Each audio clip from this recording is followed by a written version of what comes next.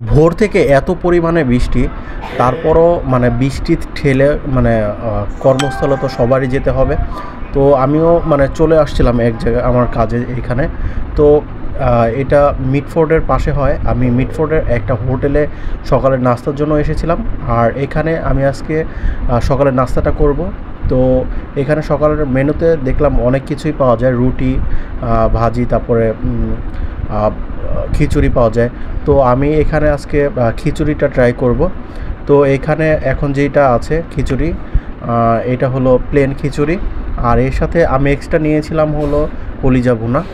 তো এই দুইটার প্রাইস ছিল হলো 160 টাকা করে। তো খিচুড়িটা দেখে আমি একটু হতাশই হয়েছিলাম, কারণ এটার কালারটা দেখতে আমার কাছে কেমন জানি লেগেছে আর কি। আর তার থেকে বড় হতাশ হয়েছি যখন এটা হাত দিয়ে দেখলাম একদম পুরোপুরি ঠান্ডা।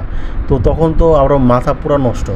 তারপরে মানে এখানে যে ছিল স্টাফ, তো তাকে আমি ডেকে বললাম, মামা এটা কি, মানে পুরাই দিলেন একদম ঠান্ডা একটা খিচুড়ি।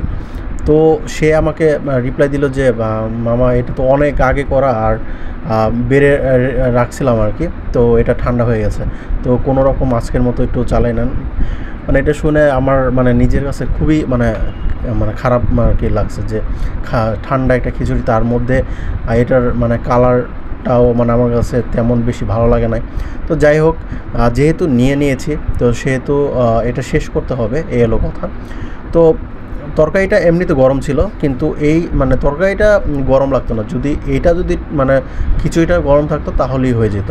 তো যাই হোক, খিচুড়ি টেস্টও মোটামুটি ছিল আর কি। আর এই খিচুড়িটা পোলাওর যে চাল, ওই চালের মানে খিচুড়ি ছিল, স্মেল মোটামুটি ছিল। আর তবে এটার মধ্যে মশলা যে জিনিসটা, ওই ব্যাপারটা আর কি একটু কম ছিল। মানে অনেক কিছুই তারা মানে অ্যাড করে নাই, বা টেস্টের দিক থেকে বা কালারের দিক থেকে আমার কাছে মানে একটু লেগেছে আর কি। তো যাই হোক, আর কলিজার কথা যদি বলি, ওইটা মোটামুটি ভালো লেগেছে, তবে তেল একটু কম ছিল। তারপরে ওইটার মানে ভুনা করাটাও মানে একটু ছিল আর কি। টেস্ট মোটামুটি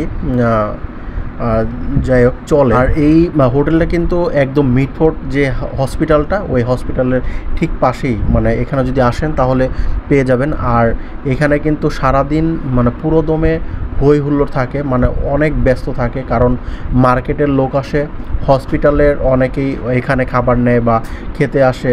তা আর রাস্তার পথচারী যারা আছে মোটামুটি সবাই এখানে এসে খাবার মধ্যাহ্নভোজ বা সকালের নাস্তাটা করে, এই জন্য অনেক ভিড় থাকে। আর এই হোটেলটার নাম ছিল হলো হোটেল ডিলাক্স অ্যান্ড রেস্তোরাঁ। তো এখানের যে চা, এটা আর কি আমার কাছে মোটামুটি একটু ভালো লেগেছিলো। তো এই ছিল আজকের আমার ভিডিও। সবাই ভালো থাকবেন। আর ভিডিও কেমন লাগলো অবশ্যই আমাকে জানাতে পারেন। ধন্যবাদ।